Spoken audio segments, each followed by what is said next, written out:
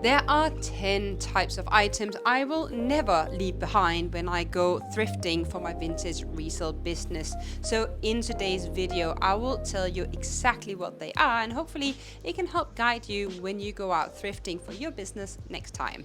If you don't know me, my name is Jessie. I am a reasonably new vintage reseller. I've been going with this venture for 4 months, but I am running hardcore statistics on what I sell, when, where, what, and for how much in my Excel spreadsheet. So it is also what we'll dive into, so I can tell you what these items are.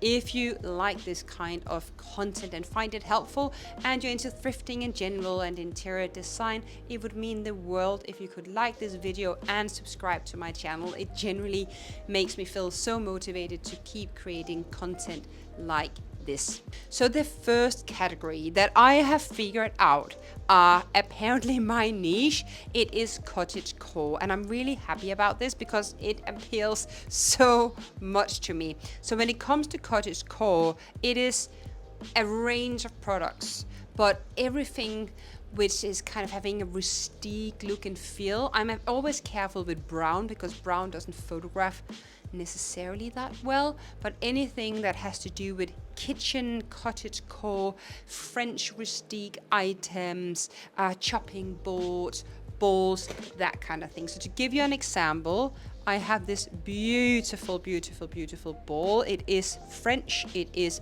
very, very old, but it is in good nick. So I picked this one up because I know this kind of thing flips. I recently sold one in green. I'll make sure it pops up somewhere here around the screen so you can see it. I had that laying for only a few days and I made a really good profit on it. Another one I have at the moment is this one. It is an Italian bowl and it has some friends. It has 6 of these side plates, and I just think it is absolutely adorable, and it photographs so well, and you can do so many nice little tricks with photography to make it look nice. Another one is this one.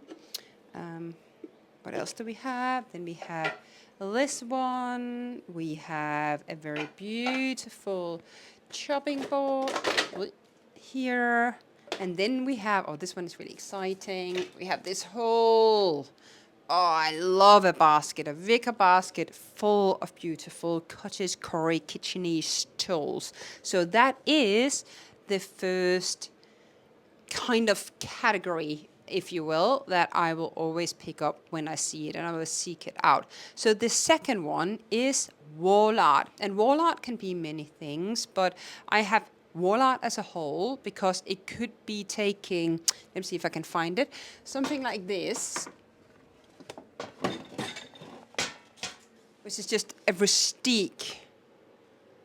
Sometimes it's print plates. I actually think this is the bottom of an old bench maybe, but it's very decorative on a wall, and I tend to just sell it for quite a good price point. So stuff like this, always pick it up. And then we can have the subcategories of wall art, right? So we have here, we have quite a few small pictures. I absolutely love and adore this one, which is a little tiny kitchen shelf. It's in a really good frame.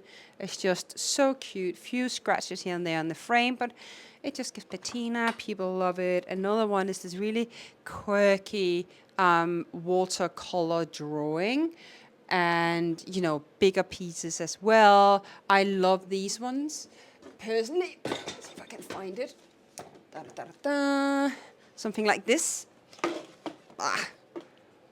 which has the whole fruit kitchen-y kind of, and you can see there's overlaps, right? So this feels quite cottagecore, so does the others, especially the shelf.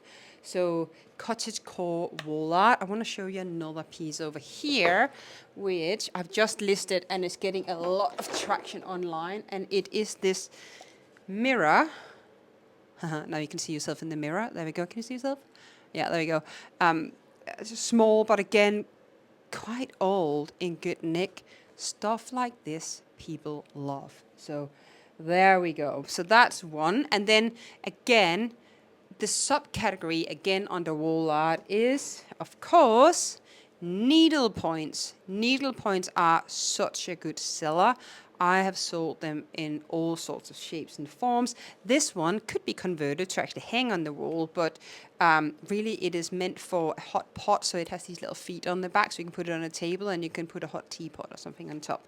Again, a rooster, and I think it's cottagecore style rooster needlepoint / wall art, right? So I have that. I have quite a few other. This one, I really like this one. How cool is that, right? So a tiny little cross stitch / needlepoint, old American. I don't know. I loved it when I thought it's like it has this black and white. How cool is that? So, anyways, these kind of things are getting lots of traction online for me, and it is just things that I see them and I pick them up without a doubt. Right, so that was cottagecore, wall art, needle points. The next item we have is actually boxes. Where did I put the boxes? So I have them here. I pick up good boxes, not every box is a good box, but I tend to make quite good money on them. I have a couple that's been around for a little while, still within my 90-day flip cycle, but we have stuff like this one. And, you know, sometimes when things are lying for a while, all you need to do is to not even re-photograph, be critical of your own photography. If it's not good, you've got to redo it. But if actually it's quite good, just doing new titles and descriptions sometimes is enough to make a listing feel fresh and for the algorithm to pick it up. So yeah, so that's what I do. This one actually I really love. I cannot believe it haven't been sold yet, but I might go in and just have a critical look at my own photography because I know this one should sell. It's hand painted. It's gorgeous. The colors are good. But boxes in general, I have sold boxes, several, where, I mean, I've listed them for, say, £50, and before they're out the door, the buyer will have paid over 100 with fees and everything on Etsy because they're going to the US. And I don't know, without offending US people, but I just don't know if they maybe not have a long heritage history, and that's why they don't have these old English or Scandinavian or whatever kind of historical things. Tell me if I'm wrong. Absolutely, I'm probably wrong. But I tend to sell that kind of thing a lot to the US. So I also say if you're not selling to the US, consider doing that because they really pick it up and they're paying up for it. And I'm just happy that people love it. So yeah, there we go. So boxes is number 4. Then we have number 5 on the list, and this is like in a random order, but figurines of all sorts. So I have sold recently a wooden figurine similar to this one but smaller. It was so cool. I have sold all sorts of figurines. So right now I have this set, which actually I should let me take the camera and show you because they're quite cute when they sit down. So they look like that when they sit there. Are they focusing? Yeah, they are. So awesome. Right, so that's another set. Another figurine could be this one. It is a very adorable paper mache cat. So I picked him up. I picked him up because people love animals. So there's like a search if you're a cat lover, right? Then cat would be a thing. The same with the other figurines. We had the cat and the pig. Another figurine that I picked up, which I admit is an acquired taste, and not necessarily my taste, but a mouse. People love mice, and pigs, and whatever. What's your favorite animal?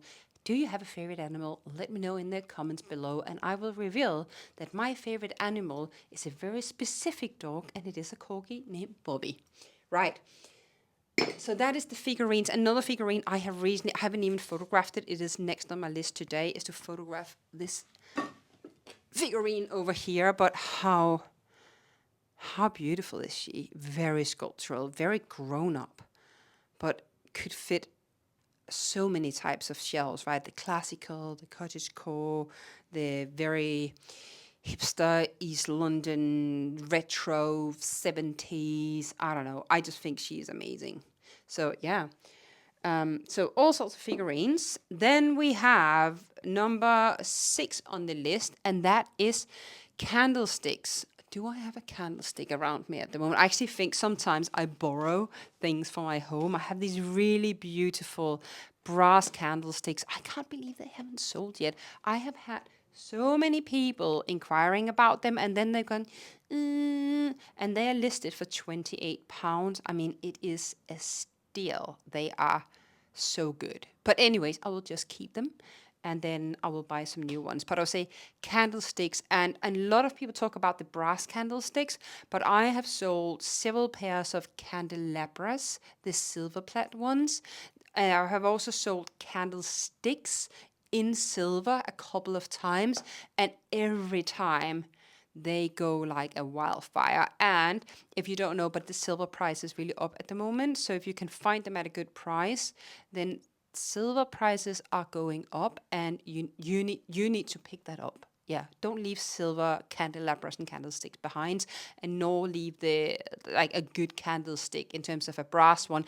My little thing with brass candlesticks are that some of them look so chunky and so dull, and I could try and pick them up, but honestly, they don't appeal to me. So I just pick up the ones that have a really beautiful shape and are quite elegant. And then when I do, they usually go really, really fast. Anyways, that was number 6. Number 7 is kitchen items. Now, again, this taps into cottage core. I have this one, which is a toast rack.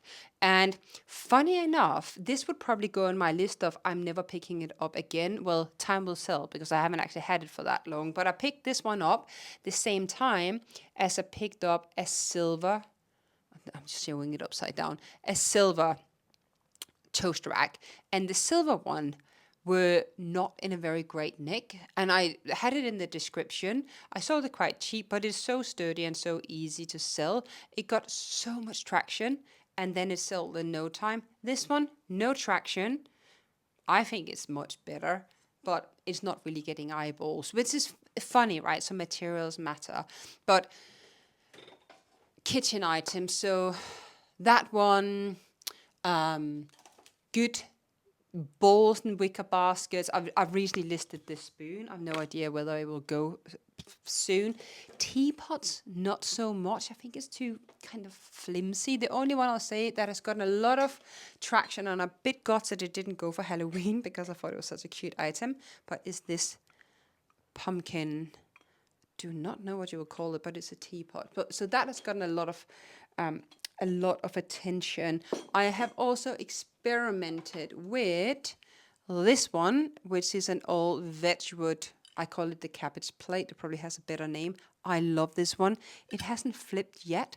But so now we're talking about all the things that are not flipping in my kitchen category. But the thing are, the kitchen stuff does flip, but you gotta know what you are looking for. So plates, I've also heard it from other sellers here on YouTube that plates are a little bit iffy for them. But if you go with good trays, I have a massive brass tray here next to me. It's full of stuff, so I'm not going to take it down. That sells really well. If you go back to a bowl, which is also a cottage core category, that sells really well. I didn't show you that before. I have this very beautiful, very old, almost puffed up a little bit because it's so old. This one has gotten a lot of attention online, hasn't sold yet, but I have all the faith that it will, and if it won't sell online, I'm sure it will sell as soon as I take it to my first market in March, but like this should be long gone by then. Also such a good Christmas present, which reminds me, this is not actually in a specific category, but these little stools, this one is getting a lot of attention, guys. Yeah, you need to pick them up, right? So what else goes into the kitchen category? I know stuff like, well, all of these that we already spoken about, right? I also have these ones are getting a lot of attention at the moment online right now. And this is a good pickup because we have pie season. I call these pie ones, but really they're for quiches. But it is the season of making a quiche out of whatever leftovers you have. So these are just really, really good. This could kind of Okay, I want to show you this. So this is kind of cottage core. We're going back to cottage core, you guys. But this one, I have flipped them really, really fast. Frog vases in the past as well. One in copper that went in the day I listed it. This one I've had around for a bit longer, but it will go. Or I will just relist it. So that is that. I hope kitchen items make sense. It's not everything in the kitchen, but kind of substantial things that are statement pieces or very functional, beautiful, like you want to have that good bowl around, right? Or you want, like these ones are so cool, right, for baking, and they're very visually pleasing in a basket like the one I have here. Yeah. So that goes into the kitchen category. I would love to know how you guys are finding the kitchen category. If you're sellers, what sells, what doesn't sell, and if you are just not just, but if you're buyers and just into your vintage, like what items do you love buying? It's so helpful to understand. So maybe there's something I haven't mentioned and you're like, oh, I always pick this up. Let me know. I would love to know it. Okay, next one are little bells. Where have you go, my little friend? Okay, we're gonna have to stand up. Here comes my legs in leopard print. Here's a bell. So this one, so cute. And I have had bells in all sorts of shapes and sizes, and people are buying them. They are so good. You usually find them in what I call a pile of stuff, right? Then there will be a couple of bells around. Pick them up, you pay £1 and you get 10, 20, whatever. This one is really sturdy. It's probably going to go around 20, 25.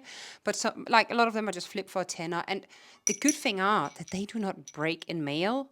Like unlike cottage core kitcheny stuff, very breakable and takes a lot of effort to wrap. But this one, boom, out the door, everybody happy. Right, so that leaves 2 items for us to talk about. So we have Staffordshire. Now, I am obsessed with Staffordshire. So here we have all the dogs, my friends. I love a Staffordshire dog. So let's just invite this one to our little party down here. So we have the red one, which, I mean, look at the red fur, right? We are meant to be buddies.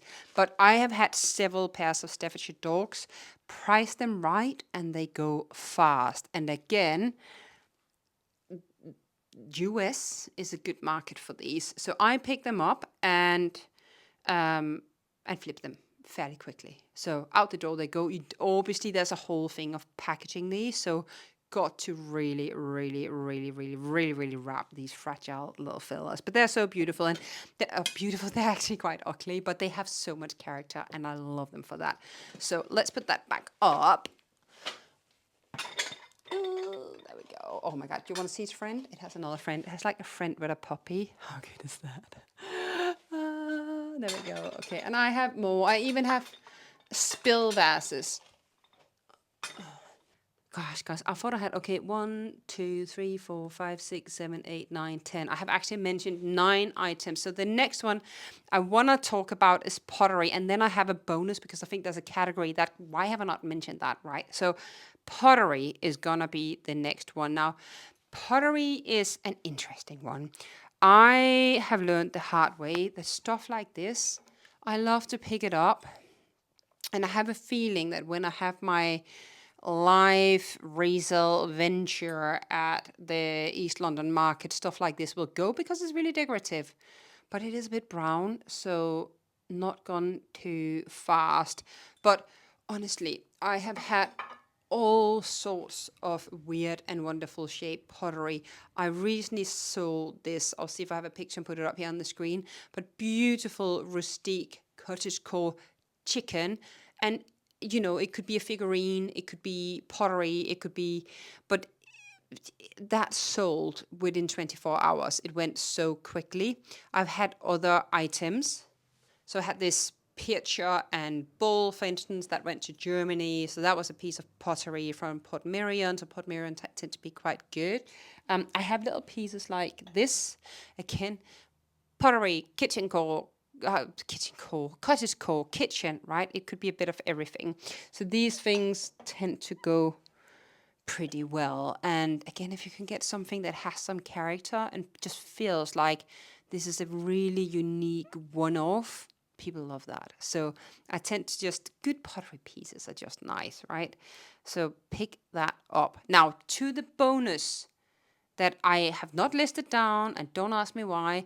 I am going to go back and I'm going to bring this bell because it is brass, and brass pieces have gotten a little bit of a, it had a good rep and then it had a bad rep, but I think it just needs to have a good rep because brass is such a classic. It always sells. I mean, I have recently picked up the mouse we talked about, but also this one I just think is really unique, and having that lying around on a desk or in a hallway on the table to open your letters with. It's a little fox. Does it zoom in? Does it work? I hope you can see it. But brass pieces, full stop, works really well.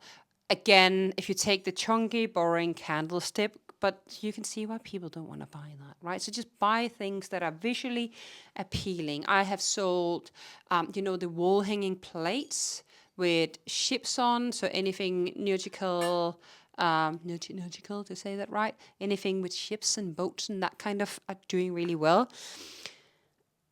So yeah, I would say brass. If you see brass, look at it and be like, is this visually pleasing? If it is a yes, pick it up and bring it home, because likelihood is that if you like that, someone else will too. And I think that is the point of this entire thing. If you like it, if you have a good feeling, pick it up. What's the worst that can happen? Maybe you'll have to sell it at a break even for whatever you paid, but you will eventually get rid if you insist on it. And that's fine. That's fine. Right. So I know that I talk a lot about cottagecore, and that is because it is my style. Now, everybody has their own unique vintage style. And first of all, I'd love to know in the comments which one you think you are. But I have also made a simple quiz where you can determine your style, and what you get is a PDF with tips for how to start a curated selection of vintage items, how you can do some styling with it, and yeah, just a really helpful angle into like what is your vintage style, because very quickly you can end up acquiring so many things that it just looks like a charity shop in the best possible way. So I've left that for you in the comments below, and I'd love to know what vintage style you are.